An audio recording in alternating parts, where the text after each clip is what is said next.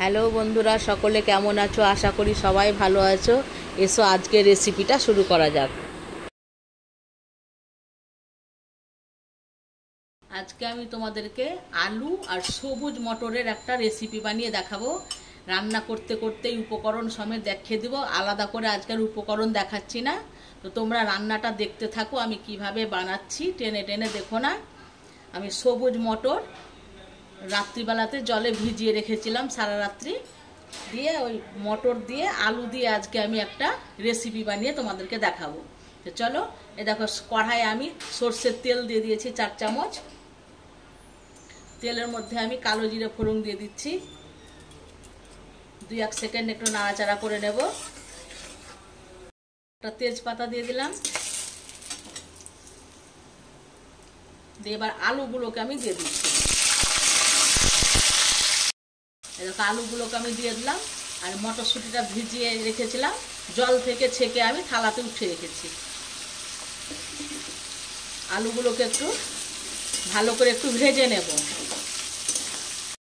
এগুলো ভাজা হয়ে গেছে, এবার আমি কাশ্মীরি লঙ্কার গুঁড়ো 2 চামচ দিয়ে দিচ্ছি।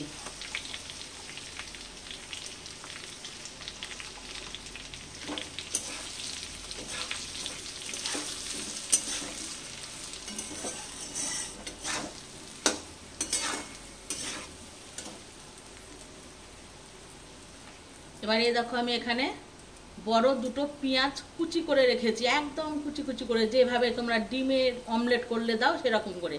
আর কাঁচা লঙ্কা তোমরা ঝালটা বুঝে দেবে, কুচি করে আমি কেটে রেখেছি। এখন আমি এর মধ্যে দিয়ে দিচ্ছি পেঁয়াজ কুচি আর লঙ্কা কুচি।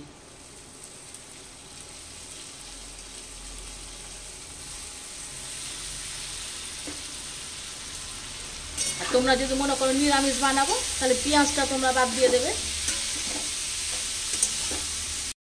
পেঁয়াজগুলো ভাজা হয়ে গেছে, এবার আমি ওর মধ্যে সবুজ মটর যেটা ভিজিয়ে রেখেছিলাম সেটা দিয়ে দিচ্ছি। এখন তোমরা যদি কেউ মনে করো সবুজ মটরটাকে আমি একটু সেদ্ধ করে নেব, সেটাও হবে। আমি মটর সেদ্ধ খুব একটা পছন্দ করি না, ওই জন্য আমি সেদ্ধ করিনি বন্ধুরা। তোমরা যদি ভাবো সেদ্ধ করে দেবো সেটাও হবে। এবার মিক্সিতে আমি 1 চামচ আদা বাটা আর একটা টমেটো বাটা বেটে রেখেছিলাম, এখন আমি দিয়ে দিচ্ছি এর মধ্যে।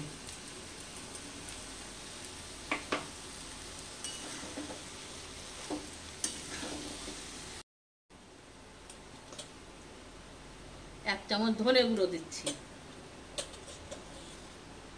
1 চামচ জিরে গুঁড়ো দিচ্ছি,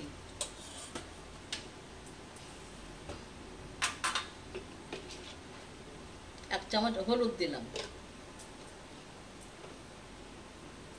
দিয়ে ভালো করে এটাকে আমি সমস্ত উপকরণ কষে নেব। পরিমাণ মতো লবণ দিয়ে দিচ্ছি, আর মিক্সির জার ধুয়ে একটু জল দিলাম। ভালো করে মশলাটাকে এখন আমি ঢাকা দিয়ে দিয়ে কষে নেব।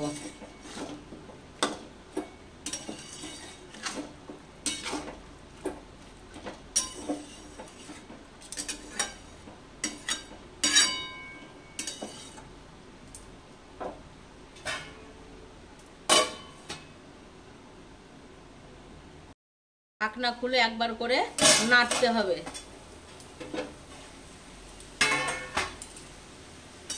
এরকম করে একবার করে নেড়ে দিতে হবে, না তো তলায় ধরে যাবে তখন।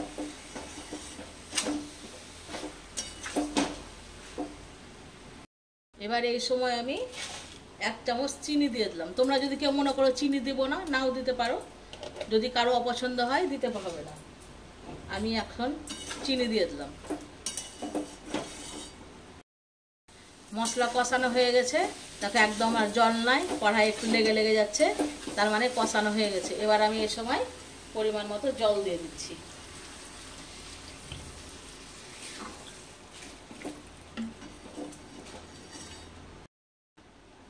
জল দিয়ে দিলাম, গ্যাসের আঁচটাকে মিডিয়াম করে দিলাম।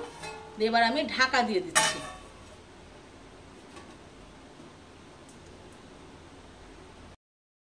ঢাকনা খুলে দেখে নিই, চলো।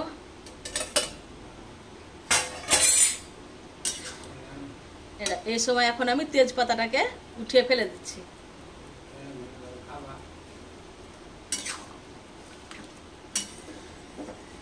এই দেখো, এটা লুচি রুটি যেটা দিয়ে খাবে খুব সুন্দর লাগবে। আমি কিভাবে বানালাম এভাবে একবার তোমরা বানিয়ে খাবে।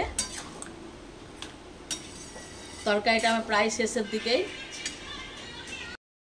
এই সময় আমি একটু আটা দিয়ে দিচ্ছি। তোমরা যদি চালের গুঁড়ো থাকে সেটাও দিতে পারো। আটাটা দিয়ে সঙ্গে সঙ্গে নাড়তে হবে, না তো গোটা ধরে যাবে।